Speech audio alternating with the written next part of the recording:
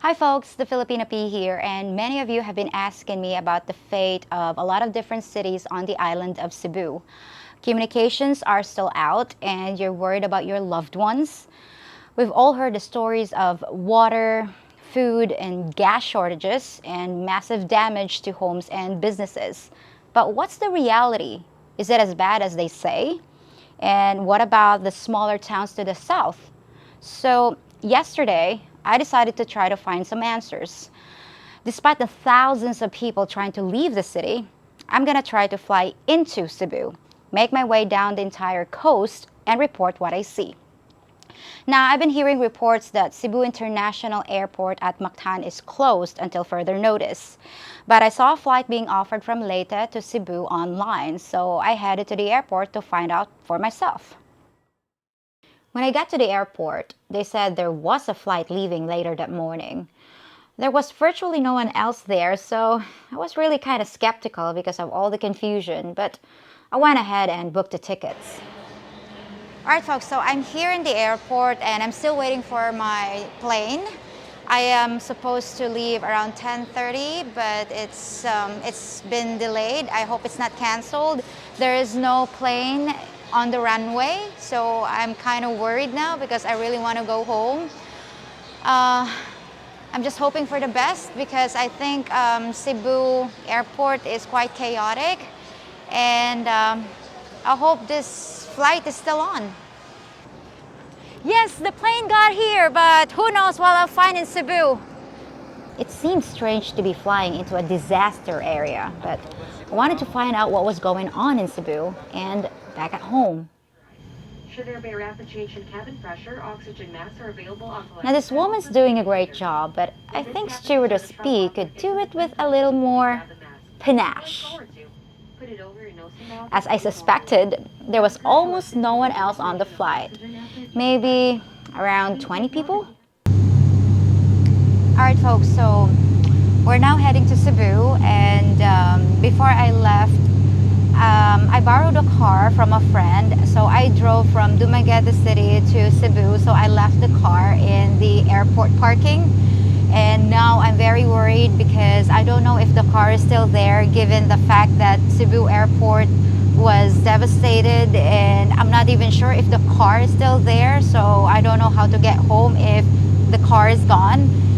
Plus, I have to be, I hope my friend won't kill me because I am now responsible for her car. But anyway, I'm not staying in Cebu. I'm not trying to stay in Cebu because Cebu is very chaotic. There's not enough supply of food, water, and even gas. So I don't know. I'm not sure what I'm going to find in Cebu airport. So yeah, I'm really worried. Alright, so we're finally descending and we're landing shortly here in Cebu, and I still can't see any damage from up here. I'm quite far up. It always looks peaceful from up here. We'll see later. Cabin crew landing stations, please.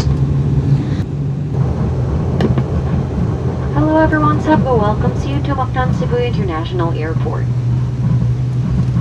On behalf of our entire Cebu team headed by our flight deck crew, Captain Hussein and First Officer Nate, together with your cabin crew, we thank you for making Cebu a part of your important moments.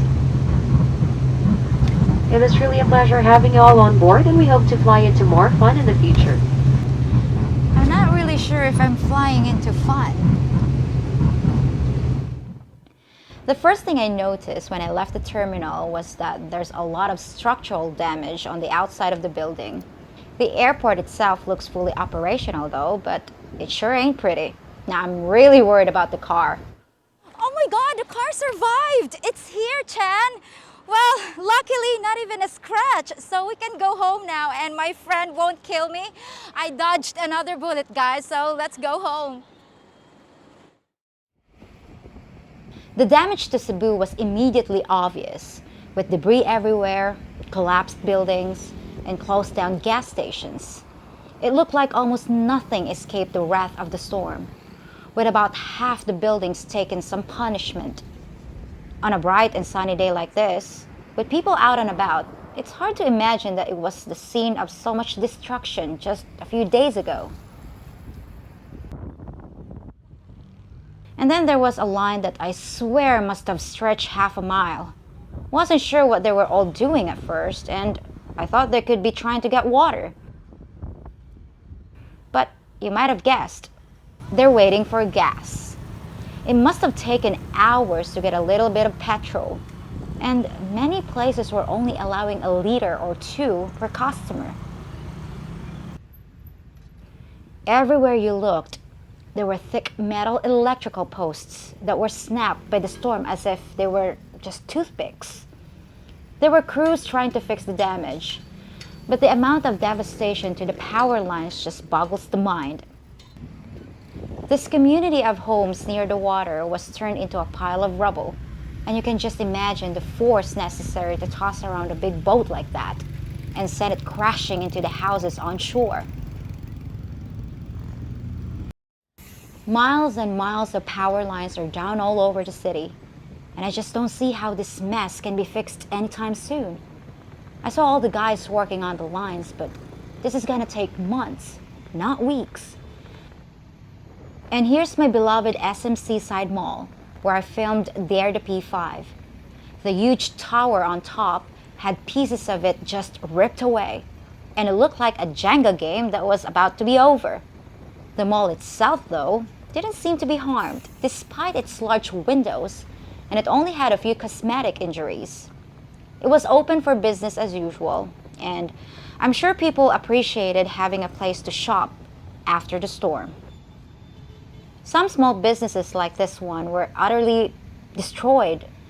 I know many of you folks have insurance for this kind of thing, but it's uncommon here in the Philippines, and I'll almost guarantee you this guy had none.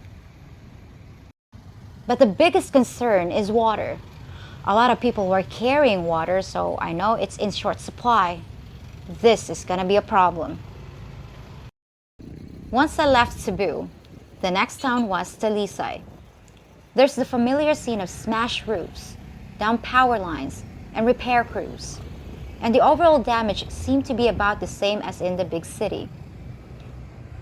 Then there was this sad little sign for Filipino homes. I kinda doubt there will be many home sales in the near future, at least not for ones that have a roof. Farther down the road, there was yet another gas station that had been smashed by the storm, adding to the fuel shortage. Next was Minglanilla, which had a lot of debris, but the power lines actually looked in much better shape, and I didn't see any destroyed homes. There was a lot of smoke from people burning wood and leaves in an attempt to get rid of the tons of trash by the roadside and in their yards. A little further down is the city of Naga, that a lot of you guys have asked me about. As you can see, there are a lot of large trees that have fallen against the power lines, and crews were already at work to repair the lines. Once again, another gas station that received damage and was closed. These folks seemed happy to see us and waved at the camera as we passed. And of course, this guy went looking for water. Next was the town of San Fernando that had the worst case of down power lines of any place I saw. The lines were just laying in the road in giant piles, but no one seemed concerned, walking on them. Some are riding bikes over them, and even picking them up with their bare hands. I simply can't imagine that this situation is gonna be fixed anytime soon. They really need to bury the lines underground to avoid damage in the future, but you and I both know that's not going to happen, at least not anytime soon. There was one place where this massive tree came down and required several crews to saw it up. I hope those residents don't need to leave their house anytime soon. And in the chaos, there will always be other tragedies. Oh my God. Someone got hit. The amount of debris in the road made traveling a lot more difficult and slower. You can imagine that it's not just organic trash in your way, it's also nails and screws that can flatten your tires, which can strand you in a hurry without a spare. And a lot of Filipinos don't have spares. Up ahead was another one of those anaconda lines. Once again, for gas. Good luck, folks. Then we reached Karkar, which looked like someone just put the town in a blender and set it to puree. Another mess of fallen trees, tangled power lines, and in this case, a broken post that hung so low over the road that you could reach out and touch it. What a mess.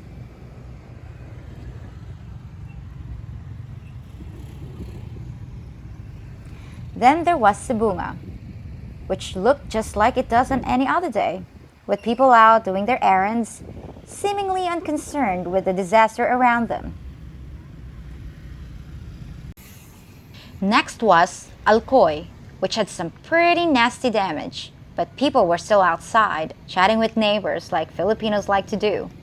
You might imagine seeing panic on their faces, but you won't find any, even after something like this.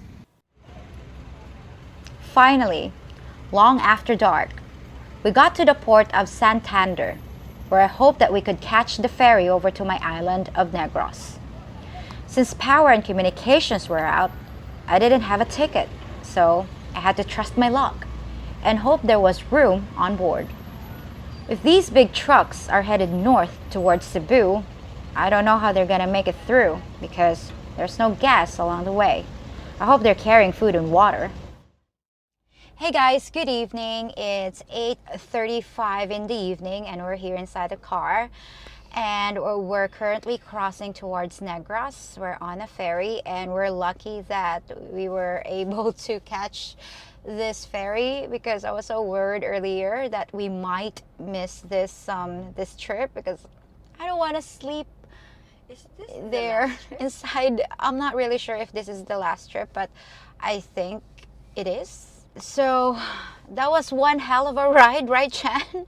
It was a long trip, guys. Usually it only takes 5.5 hours drive, but I think this one took us 7 hours, maybe more, because a lot of debris, a lot of shite in the road, a lot of fallen trees, electric posts and stuff, but in general people are not panicking. I think they're okay. It's just that the water supply is scarce, the same thing with food. So, and some businesses are already open. They're using a generator. So guys, yeah, it is possible to cross between Cebu and Negros even after the typhoon. It's just very tiring. It's a long drive. And on our way here, we stopped at a gas station. We waited an hour for our turn. And there's only a limit of 300 pesos for cars and 100 pesos for motorbikes. You cannot fill up your tank. Anyway, guys, that's my report for today, and I'll see you next time. Bye. Bye, guys. Although I'm really glad to be home, my heart goes out to the people who are still struggling in Cebu. The island has taken massive damage and thousands are homeless at the moment. The authorities need to immediately get water, food, and fuel to the people who need it and restore the power grid as fast as possible. I have no doubt though that they're working on it, but I think it's a huge task and I'm sure it'll be months before some areas have electricity. By contrast, I was amazed at the condition of Dumaguete City and also thankful. Just 30 minutes across the water by ferry, the power was on, gas was available, and I only spotted minor damage. It's like going from a war zone to a peaceful oasis. So we need to do what we can to help our neighbors across the channel. If there's a bright spot in all this, it looks like only about 208 people lost their lives in Typhoon Rai. That's an incredibly low number given the ferocity of the storm. So if you're concerned about someone you can't contact, just be patient, folks, because 99.9%, the chances are they made it through the storm and they're waiting to contact you. As you saw in my video, many people seemed at ease and some of them are waving to the camera. Where else in the world would you find that kind of spirit after such a tragedy? Well, that's my report, folks, and I hope I put your mind at ease, maybe just a little bit.